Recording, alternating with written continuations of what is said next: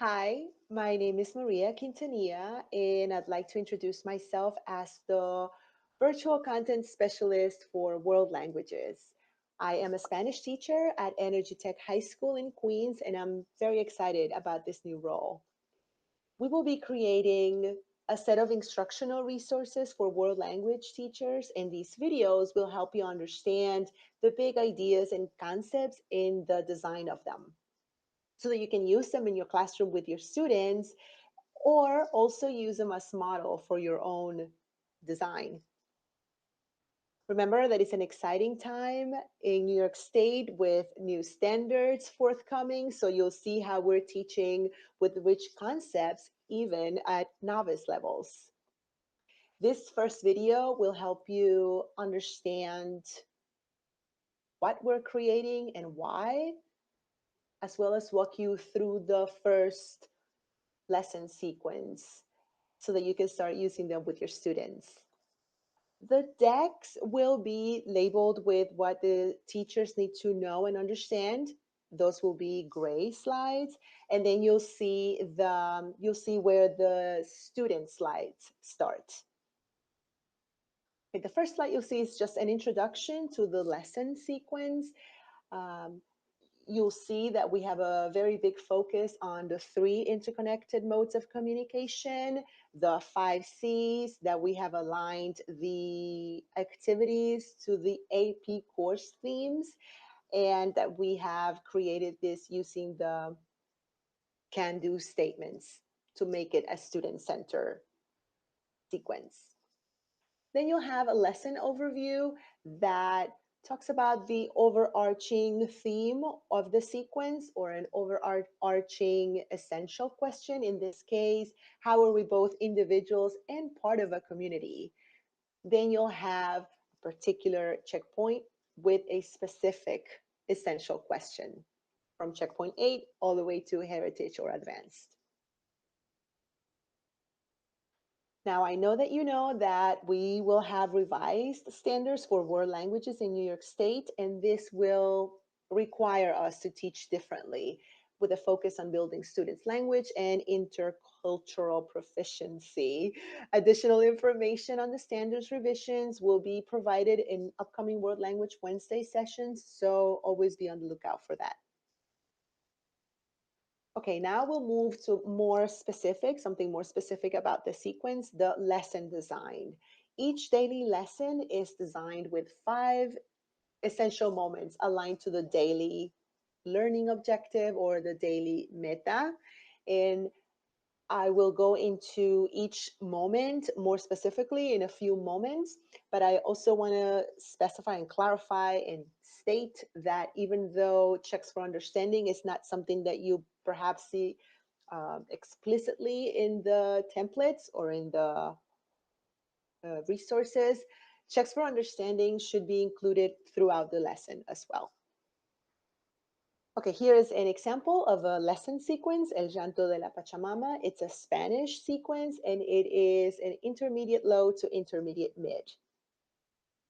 The first thing you'll find will be a slide for the teacher, what's in El Llanto de la Pachamama. You'll see the essential question as well as which AP themes are interconnected with this particular sequence. Then you'll have an opportunity if you want, and this reminds me to tell you that each slide has teacher's notes at the bottom of the slide for further guidance if you want to utilize them. Okay, you can create, if you want to, a weekly digital notebook for students. You can make a copy. There's one already there for us to use, and then you can share it with your students. It gives us a way to also check their progress. Then you'll see what we're going to do in week 1, what will happen in week 2, and what will happen in week 3. Now we start with the student-facing slides. Again, we're in week 1, El Llanto de la Pachamama. This is a Spanish sequence, intermediate low to intermediate mid. The students, I know this is a gray slide, but the students will see almost like an overview. You know, when people run a marathon, they are aware of what the terrain is going to be, or they know the course, right, of what to expect. You may want to see this slide kind of that way. giving the students an idea of what is it that we're going to be working on. The students will have the essential question in front of them, and also what's going to happen in week 1, week 2, and week 3. Then we'll get to the first day of the sequence. You'll see the essential question for that week, and then you see the lesson objectives or the can do statements that are intermediate mid. The first slide that the students will see will be something like this slide. You can opt to write the date if you want. You see the meta in the yellow box. You can have a timer if you want. You can have music if you want. The first question up here has nothing to do really with, it's not content related. It's more like an SEL, a check-in question. How are you? How are you feeling? How do you describe your mood today? You can take a look at the teacher's notes as well so that you can see other things that you may want to do at this moment. And eventually we're going to get to the first moment of the lesson. The first moment of the lesson, if it allow, it's the hagamos ahora. You'll start with an image in that digital notebook that you created or that you opted to create. It's something that the students can use here. What you see, what you think, and what do you wonder.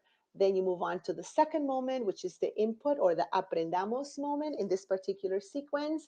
You also have palabras nuevas that have been embedded to the dictionary so that the students can learn those words. And again, remember to check the teacher's notes.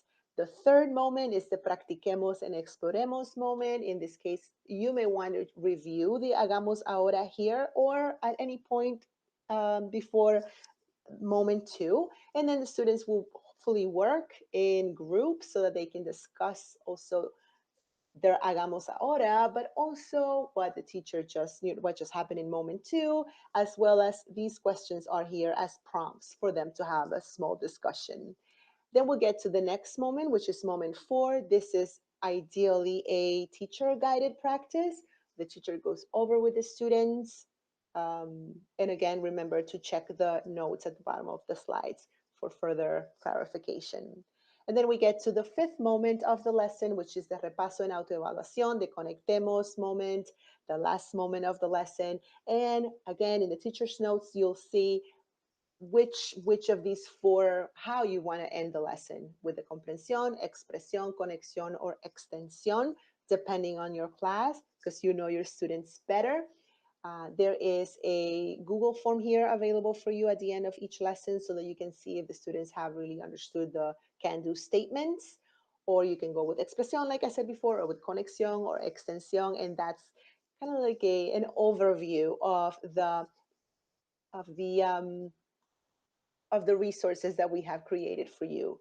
So just wanted to say thank you so much for your time. Thank you so much for your commitment to our students. I look forward to working with you the rest of this school year.